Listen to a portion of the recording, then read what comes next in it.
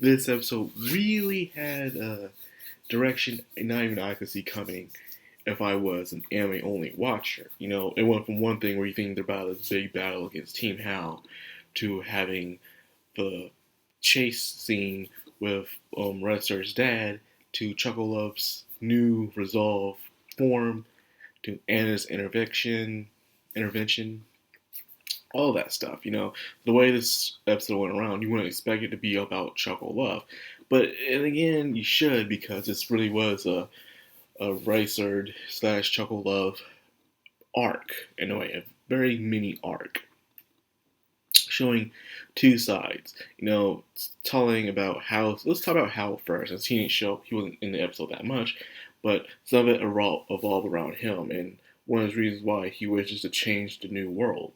You know, showing how Team Hal and Team X Law are both sides of the same coin in a way. You have the law to punish the people who break it, and you have the law to protect those, and stuff. And one seems one world of chaos, while the other one would seem a world of absolute law and order and structure. Both have their pros and cons. It's what happens when you take an ideal, you take it to the far on each corner, and it doesn't really help out a certain amount of people. Only the ones you are interested in, whether it's the strong or the weak. Either way, a lot of people are going to get hurt and damaged for it. Collateral damage, you would say. But surprisingly, Hal leaves because him seeing Yo use the technique that Matamite uses kind of hurt his heart, you would say. And he leaves off. This is why Lord Hal is one of my favorite villains in anime slash manga, is the way he thinks and sees the world. He knows the world is corrupt. He knows the world can be saved. So he thinks the best way to give it to is people with shamans, a world full of shamans, strong shamans, because at least within that world, shamans are able to understand people. So I was looking for a shaman fight. I'm pretty sure some of the people on Yo's side wouldn't really act the way, Hal's side wouldn't really act the way they do. They would be kind of more friendly than they act when it comes towards their enemy, which is a big difference. While on Lady Jane's side, yes, they're respectful, but they're probably very strict and they don't take compromises. Both sides are extremely black and white, however. So Lord Hal just leaves, But turns out he was there for a reason. He forgot he was just there on the walk.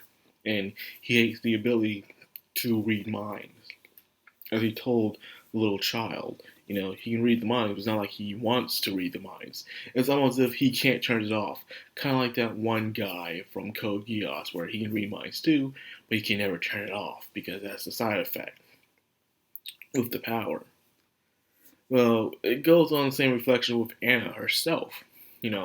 How Anna was telling a story to Manta about Yo in the past, how they first met, and Maltamine, how their names are alike, how they're the same size. She was joking that he is the reincarnation of Maltamine, but which is not true because him and Yo are around the same age, despite how short Monte looks. He's the same age of Yo. Now, she's saying how he might be the key of defeating Hal, because Hal never had a friend, and his only friend was Maltamine. And then he finds out that Anna, she can't even read minds anymore, man. Turned out after Yo defeated the demon, she been started reading minds years ago, right after Yo defeated the demon, in that origin story we saw. So another piece of importance from that origin story that we read in Watch a while ago. How did it happen? Well, I guess it was some power probably even Yo himself didn't realize he had to help her. And since that power alone was tormenting her, she could have ended up just like Hal. Probably even more dangerous because she would be more out of control. Hal had training, so even though he has great amount of power, he can still control his power and do things the way he wants to. If Anna took the same path as Hal, it would have been far worse because she never really had any training, and therefore she would have been more out of control than she did before. if she continued to go down that path. But luckily, it didn't go to that. So here she is now, and she's willing to do whatever she can to get Shaman King, if that's the way she can do in order to pay him back. So I was glad to get that part. I almost forgot that she couldn't read minds no more. I guess because of the little sentiment within the manga I read so many years ago. Then, as finally, where the thing I'll wrap about is Choco Love. You know this thing where people show bravery, and people think, well, I don't fear if I live or die. I don't fear death, which is a sign of foolishness. It's not bravery because it's a sign of you giving up on life. A lot of people say I don't care about live or die or I don't fear death. It's dumb. It really is. Because you're given a life, appreciate the life given to you. And you don't appreciate that life by saying I don't fear death. Fearing death, in a way, is just natural. It's natural to fear things. It's one of the things you have inside yourself that you use.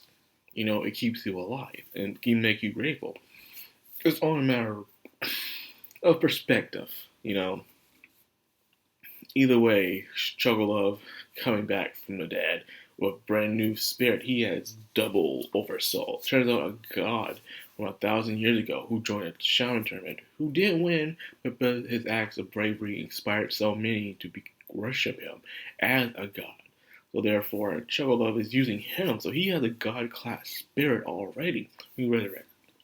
In return, he decided not to keep his eyesight, and he's changed. You're seeing these characters change throughout Shaman King. And the thing that I like to bring up a lot about Shaman King, it's about confronting your past, living with your past. That's why I feel like what Shaman King is. All these people, you see all their backstories, and then you see who they are now from the past backstories that you've seen. Were they able to overcome their past, or does it still drag them down? The ones who overcome their past seem to be more at peace, accepting who they are and what they did, and what they can do in the future, in the now, in order to make themselves better. While those who cling to the past, because of some reason, and they just can't move on. Just as Red Surd, his father, some of the members on Team Howl, heck, even Lyser himself was going to that, wanting revenge against Howl. But having the people around you and experience that you go through is whether or not you come out on the other side a better person. So, like I said, Shaman King is one of the key points I see in Shaman King. Is definitely is overcoming your past to become a better person. Even Lord Howe himself is not truly able to overcome his past. A lot of stuff is happening that you understand that these people's past is the reason why they are who they are. And that's one reason why I love Shaman King. It is one of my most favorite shonen of all time. Because it really does have that message, not just about never giving up or try. If you can always try and you can succeed. It was more of a personal message that a lot of people can relate to. And that's, dealing with your past. Whether you hurt someone or someone has hurt you or you went through some terrible event in life, it can change you and determine what experiences when people around you or you yourself at that moment have will determine sometimes who you are later on down the road. So I always do appreciate Shaman King, and it doesn't get much appreciation and love that it should get, despite the number of spin-offs that the author is allowed to do. And it's a big number.